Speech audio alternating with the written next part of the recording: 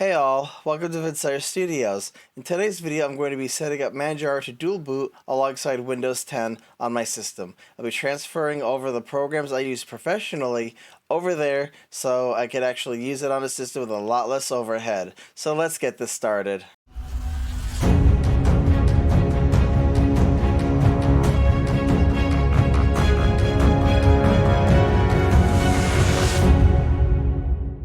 Before I get this going, I just wanted to go over the previous program I went over, which was Bitreplica.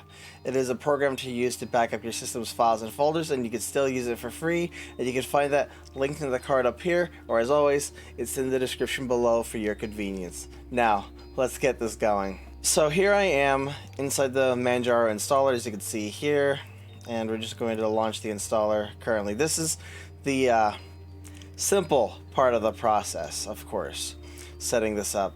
Now, before I did this, I actually made a full backup of Windows 10 due to the fact that if something goes wrong, I don't have to mess with the bootloader to get it changed and get a grub off of it or whatnot, and I could just literally delete it from inside my Manjaro installation, boot up Macrium, and just tell it to restore the default Windows bootloader, and that gets rid of the dual boot right off the bat. Manjaro Linux, continue, next. Obviously, I'm not going to have it installed alongside on any other drives. Now I need to find one of my 400 some gigabyte solid state drives. I have two of them. So here they are. They're the Mushkin drives that I was using as my scratch on Windows 10. So I'm just going to tell it to erase the disk, and yep, I'll go right there. Go to next and fill out my information. Obviously I skipped showing you my information, and I don't want you looking at it or such, and we're just going to have this installed now. So I got the basics of Manjaro set up here. Certain things I went through and did before starting this recording. First of which is, as you see here, I have specifically the internet and my 10 gigabit up and running. I did test it. It's going around 300 some megabytes a second with my NAS. It's a little slower than on Windows for some reason, but maybe we can look more into that in the future when I get more information and become better acquainted with how to do things on Linux. But we're also going to take a look at system settings, which I already installed the graphics, which you see right here, the 440XX. Pretty certain there's newer drivers, of course, but each time I've done it, setting this up for, like, say, a gaming setup, any major update that came around for Manjaro, it always hosed it. So I need to look more into it. I'm thinking about just using PawMac to manually go in and specifically selecting the upgraded versions of drivers in the future, but again, that's not for today. This is just to get the basics of, at the very least, Davinci Resolve running. So, gonna have to open this up because one of the major prerequisites, of course, for this is going to be CUDA. If we don't have CUDA, it won't be running. Oh, come on, where is it? Let's do NVIDIA. This is what's already on here, but I know we can find CUDA for it. Is that the one? Could have sworn. Okay, I think it's just this straight one right here, and it's going to ask me what version I'm going to be wanting. Yeah, see? This is community, this is the Arch user repository, which is another thing I had enabled. So we're going to click install here, click apply. Yeah, we might as well get the extra goodies to go with it. So obviously you need to put in your information. Now we're at 440, so that's it right here. So go ahead and choose, and it's giving you a list of all the different items that get installed with it, obviously including OpenCL, and click apply, and it'll go on through and get that installed. Do do do do do do do do do do do do do Do do do do do do do do do do do do do do do do do. Transaction is complete. CUDA should be installed, and we're going to give this a quick test by installing Blender first, loading it up, and seeing if it can verify CUDA's in there. So there's all those added items, and this will install a lot faster than CUDA.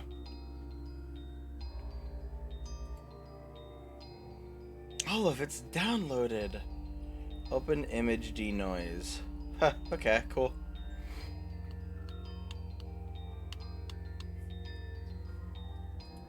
Sweet, transaction completed. So we'll open this up. Blender. And Blender is open.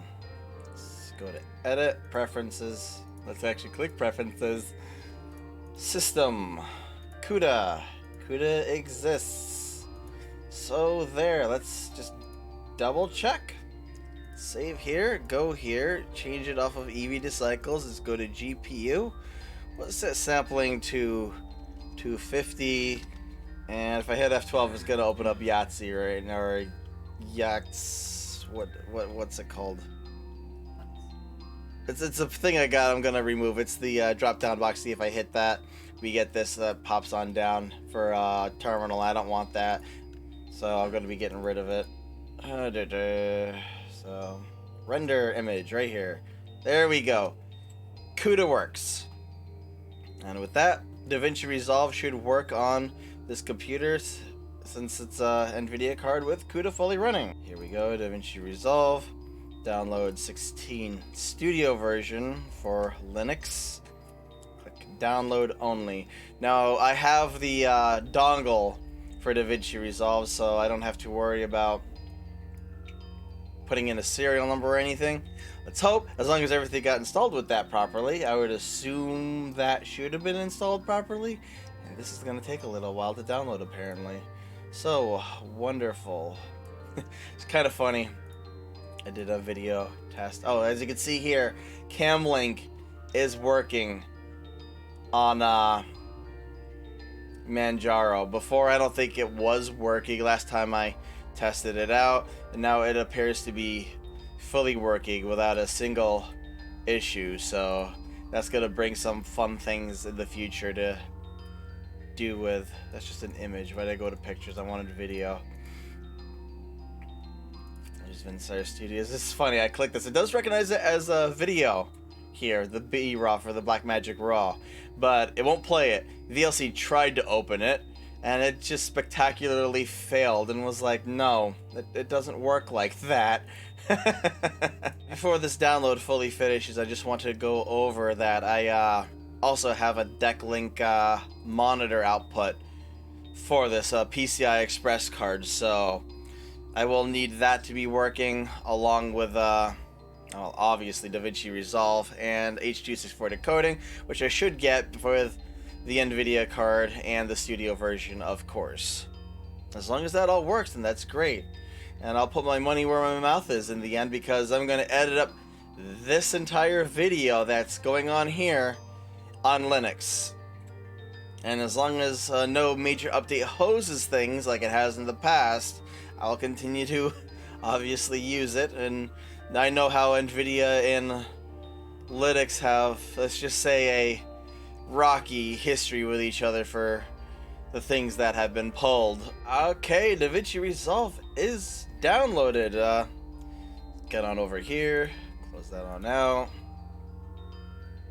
and we will extract let's put a subfolder. Technically don't need to. Now, two ways of doing it. Could either do terminal, or we could just open it up from right here from the .run. So we're gonna do it from here. Doing it from here, we'll ask you to input your password several times. But it's really nice that they made a very clean installer that you can have for the program. So let's go through here. There's license agreement and such. You can even show a detailed log while it installs, so we'll do that. Why not?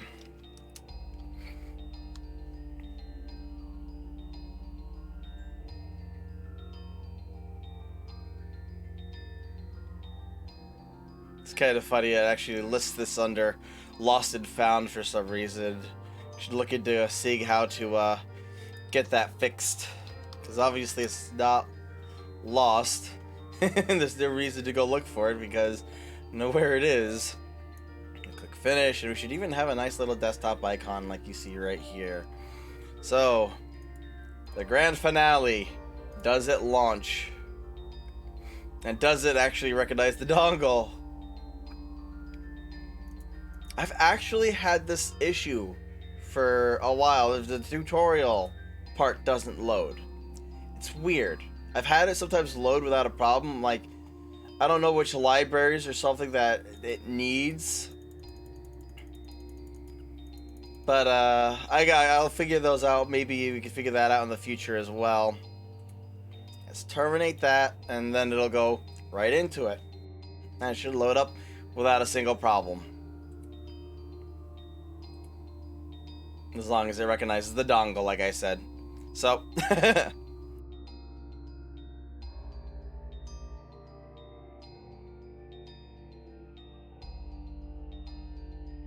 as long as it loads at all. Oh, there we go. I'm sitting like looking for control surfaces or things, and I'm like, you didn't have a problem before. Hey, look at that. Let's load you on up. Oh, sweet. Now, what's that B-raw footage I yanked on over here? Video, OBS, B-raw. Up. Munchkin's eating some breakfast. So we can remove that. Now, does it recognize the deck link?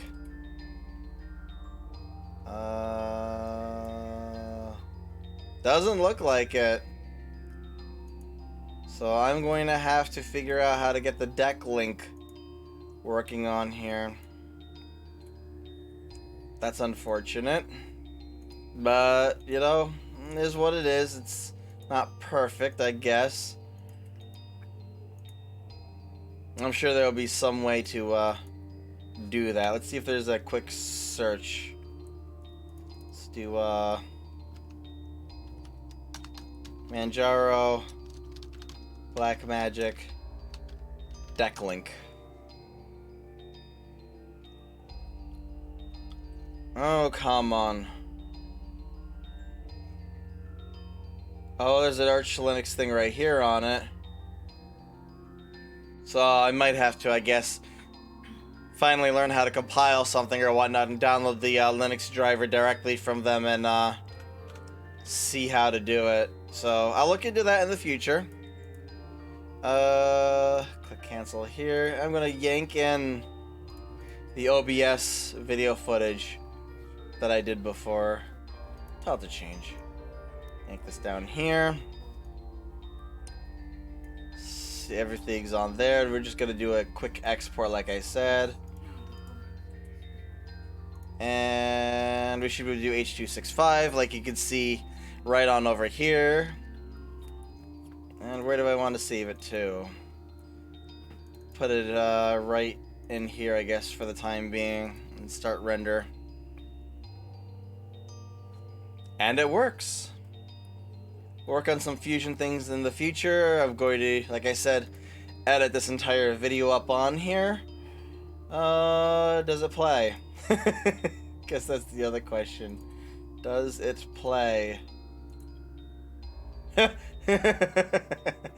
It's like, yeah, here you go. And it plays. Awesome. Alright. There we have it. So this concludes the video. Obviously, I'll have some follow-ups like getting the deck link hopefully working once I figure out what I need to do. I've got a set up multi-monitor setup on here. I just don't have the other one plugged in currently. That's my Pro Art from Asus. And we'll see what kind of projects and shenanigans we can get into. I've got to install my image editing software. I want to try and get Capture NX, I think it's NXD or whatever the Nikon, a specific software for that, up and running here as well. So that's going to be needing to get wine and whatnot, and so I could use that to decode my RAWs. I mean, I know how to get the ICMs for what's it called, Darktable and things like that, but still isn't quite on par, I feel, with just using like the capture software that Nikon provides. So if I can get all that just running straight on here, or if I have no choice but to emulate, I guess I could do that, but we'll see how that goes on for the next video next time around. So if you liked this video, hit the like. If you didn't, you know what to do. If you have any comments, questions, or suggestions, leave them in the comment section below. And as always, if you enjoyed the content you saw here, hit that subscribe button. And I hope you have a good day, and you come back for more.